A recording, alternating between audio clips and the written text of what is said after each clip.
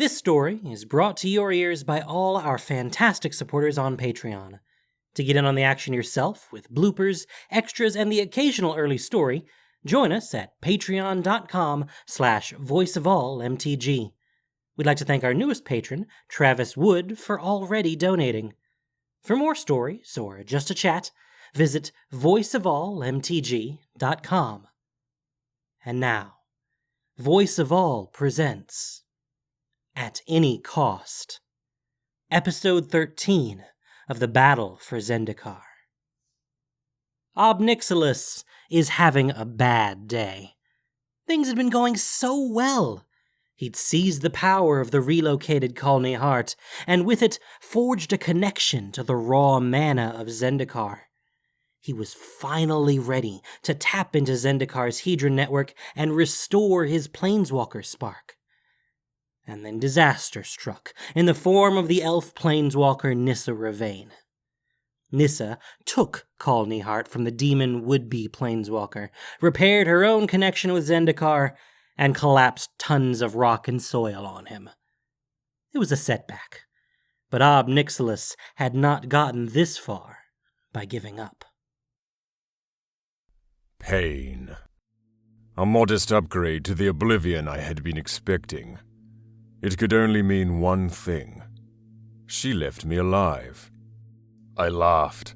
Nothing else to do, really. My body was broken in a dozen places by the collapse of the cavern, and I was thoroughly pinned in place.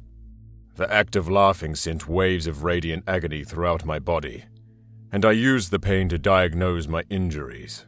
They were severe, but I would heal. I was breathing. That was nice. Shallow, pained breaths, with stone and sand pressing down on me from above, but I was clearly getting enough fresh air to keep me conscious. That implied that I wasn't far from the surface, or perhaps I was just near enough to an air pocket that would run out soon. None of the options were terribly good, but I was alive. Defeat, if you survive it, should mean time for reflection. Unearned arrogance has been the death of countless would-be warlords. After all, how many did I cut down for their hubris over the millennia? Here, buried alive, on the heels of a crushing loss, I decided I would take the opportunity I'd been given. It had been a very good plan. Synchronize a Hedron network with Colony Heart, and use it to channel enough planar energy through my body to reignite my spark. There had been a decent chance it would have killed me, yes, but I was well past that being a concern by now. And yes, I knew that as of some decades ago, being a planeswalker didn't mean what it used to. So much the better, really. The idea that there were countless planes out there that had lost their godlike protectors and champions. Imagine the chaos that the mending had wrought on the multiverse. Chaos like that needs to be quelled. Chaos like that needs to be brought to heel. And I am the perfect person for the task. The plan was good, but the plan had failed. The idea that some planeswalker other than Nahiri would actually want to save this horrible plane had not really factored highly into my thought process. I had contingencies in place for her, but I admit I wasn't prepared for an insane Jiraga who could draw upon the heart of a dying world, showing up hours before my ritual would have been complete, upending a century's worth of work, and burying me alive. I was annoyed. There was a bigger problem, and it was that all of my troops were in one valley, so to speak. I didn't know how long Zendikar had before the Eldrazi would finish destroying the plane, and even accounting for what I had learned, I didn't have another half-century to recreate my work. At the rate things were progressing, the plane would be irreparably broken within the year, not to mention that there wasn't another power source like Colony Heart left on the plane. Well, there was one, but even I wasn't that desperate. Not yet. I ran down my options. Option 1. I tried to replicate my work. Complication? The Eldrazi will almost certainly destroy the plane, with me on it long before I succeed. Maybe I get extraordinarily lucky and stumble upon another power source, but only fools plan on luck, and I didn't intend to start now. Option 2. I go after the elf and take the heart back. Complication? Taking on a planeswalker in my current state seemed like pretty poor odds, especially one who has Kali Heart at her disposal. Especially one who has already handed me a defeat when I was at full strength. Option 3. Team up with a greater power. It's never been my first choice, but sometimes it's the only way. I had studied the Eldrazi almost as thoroughly as I had studied the Hedrons. While they couldn't be bargained with, they had shown themselves willing to work through allies. Old Kalitas learned that the hard way, and I would certainly relish helping them bring this world to ashes and end. But then what? They have no sense of gratitude, no sense of fairness. The idea that they would reward me in any way would be impossibly alien to them. A Pyrrhic victory is merely the most palatable kind of defeat. Time. I needed more time. The solution hit me and I laughed again. Uproarious, oblivious to the pain. I laughed until I wept molten tears. After all these centuries, nothing amuses me like irony. There was exactly one way that I could buy myself enough time to recreate my work. I was going to have to save Zendikar. First things first, buried alive. I wasn't sure precisely how much time had passed. I was far from healed, but when you're counting down to the end of the world, you can cut corners sometimes. I reached out to the area around me and attempted to extinguish the nearby life, drawing the energy for myself. A simple feat of magic and somewhat of my specialty. But when I reached out, nothing. I was buried in Balaged, a place stripped of all life by Ulamog. There wasn't even an insect, a worm, a blade of grass to drain for strength. This time I found the irony less amusing. I struggled for what must have been hours before I finally managed to shift the stones above me. While doing so, I imagined 1,000 pleasing ways to end the elf's miserable existence. The entire process of escape took days. A handful of the ideas held promise. From there, the next step was to evacuate what I could of my Hedron network. Even with a bare handful of Hedrons, I could effectively construct a ley line compass, something that would give me a sense of the distribution of energy on what was left of the plane. If there was going to be a defense of Zendikar, the Jiraga would be at the center of it, drawing on the power of Kali Heart. And that was something I could track. The work was slow, and it gave me plenty of time to think. Ulamog's spawn were unrelenting, unthinking force, and the various monstrosities that commanded them wielded sheer power of the sort that I had rarely seen. Still, it was the unthinking aspect of their nature that provided opportunity. All it would take would be a properly coordinated force of sufficient might, and an insufficient sense of self-preservation to give me an opportunity to strike at the head. I was sure the Zendikari were busy scrounging up such a force, even if I had no intention of leading it. The Titans had been trapped for a very long time, and they could be contained again. I didn't need them destroyed, or even permanently incapacitated. Quite the contrary. I was more than pleased to give the monsters the feast they deserved. I just didn't intend to be a corpse. I had spent quite some time deciphering exactly what Nahiri had done to me, and now I was going to do the same thing to Ulamog, use a Hedron to bind an extraplanar threat, and save Zendikar. I wondered if Nahiri would be pleased or disgusted that I was the one doing her work for her now. I found both options hilarious. I clawed through the dust for more than a day before I found what I was looking for. A Hedron no larger than my head, intricately carved and alive with power. It was the keystone in the Hedron network I had created, just the thing to use to bind Ulamog and diminish its power.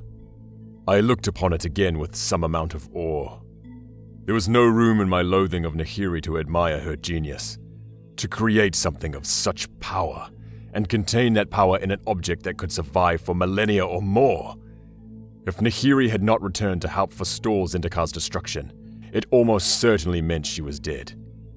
It made me a little sad, truly, that I would never get the chance to face her again. Well, that had been enough sentiment to last me another decade, or, more likely, for the rest of my life.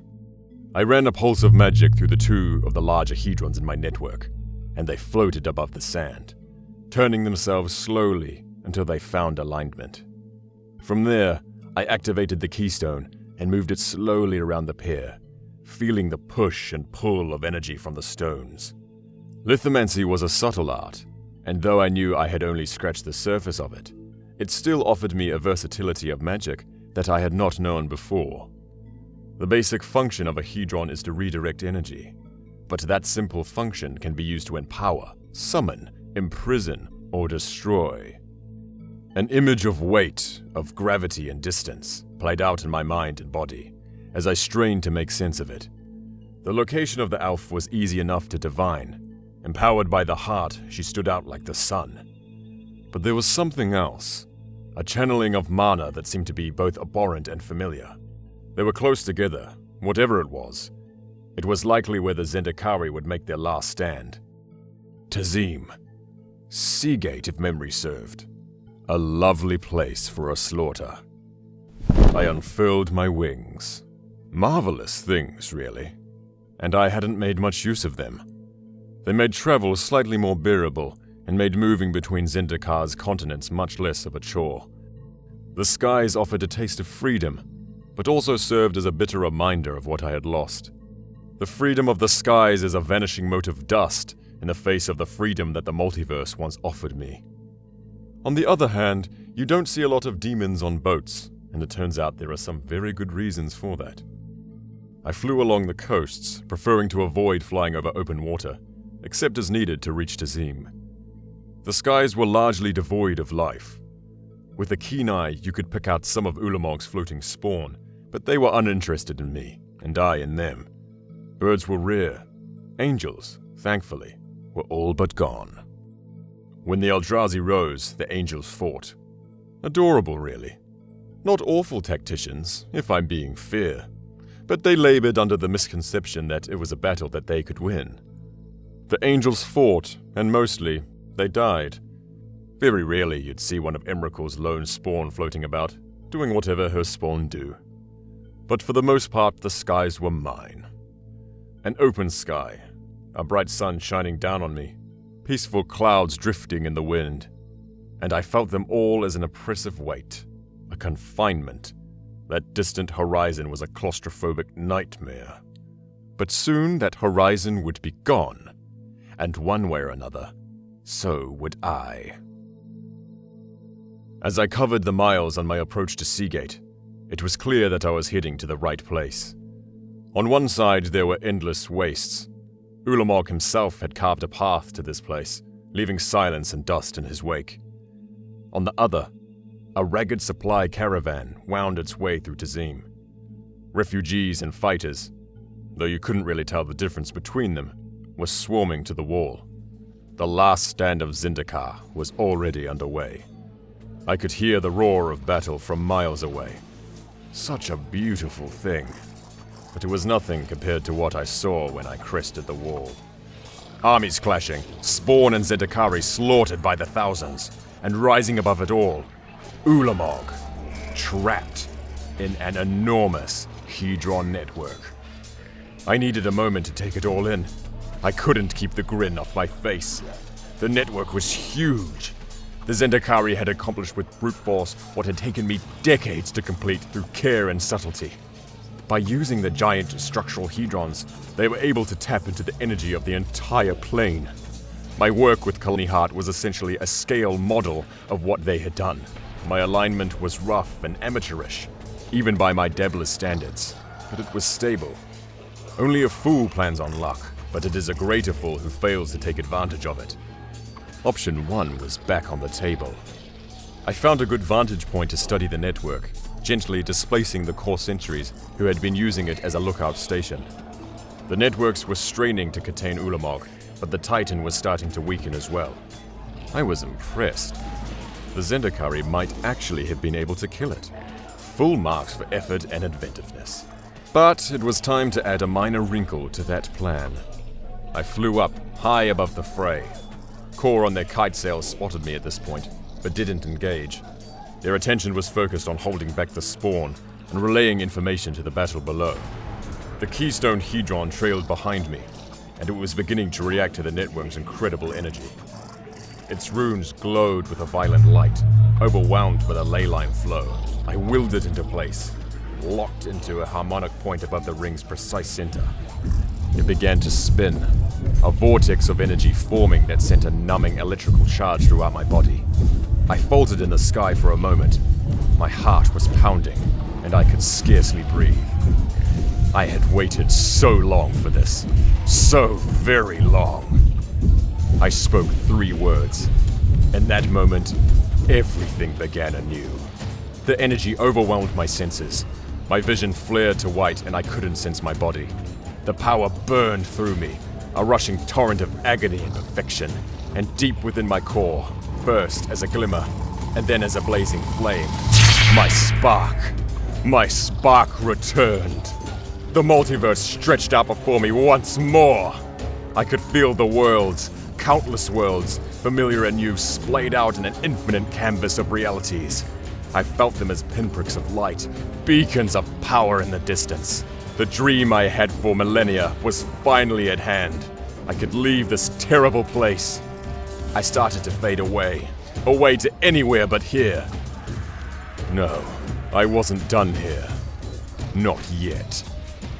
I tore myself out of the mana stream, power coursing through me. A snap of my fingers, and one of the structural hedrons fell out of alignment. The sheer force of the ley lines held it in place for a moment longer, but then, achingly slowly, it tumbled to the world below. There were screams of terror and disbelief. Ulamog thrashed, and the rest of the network crumbled. And down, so far down below me, I caught sight of her. The little elf. She had to know what was happening. She had to have felt it in her bones. Yes, there. She looked up to me, a look composed of shock and utter despair. That was a nice start. But I was far from done. One by one, I felt my connections to my old conquered worlds reappear. Not all of them, but enough. It had been so long. I let loose an enormous bolt of withering annihilation into the armies below, cutting off their retreat and forcing them back into Ulamog's path. The Zendikari were dying, hundreds each second, and I could taste each life as it was snuffed out, crisp, juicy, and sweet. A pocket of order was forming in the ranks below. A few planeswalkers were desperately trying to organize a retreat, not that there was anywhere meaningful for them to go. Head swimming with power, I wanted nothing more than to swoop down there and end them all. And I would, but I caught myself. Not yet. Not yet. There was one last thing I needed to do first. Deep beneath the surface, it was already beginning to stir. I whispered to it, heedless of distance. I dared not focus my mind too directly on it. Reality recoiled and splintered merely from my thoughts approaching. But the power was there, and power spoke to power. It did not have a consciousness, not in any sense I could describe, but it had a will, and that will wanted nothing more than to be given a purpose. I laughed. I had not felt joy like this before, not ever. No triumph, no glory was greater than this. Beings of power want to be called. With my spark reignited, it was the easiest thing in the world. One more word. One little word was all it took. The world shook as I said it. The doom of Zendikar was here at last. I reached out to the south and grasped it, awakened it fully with the sheer force of my will.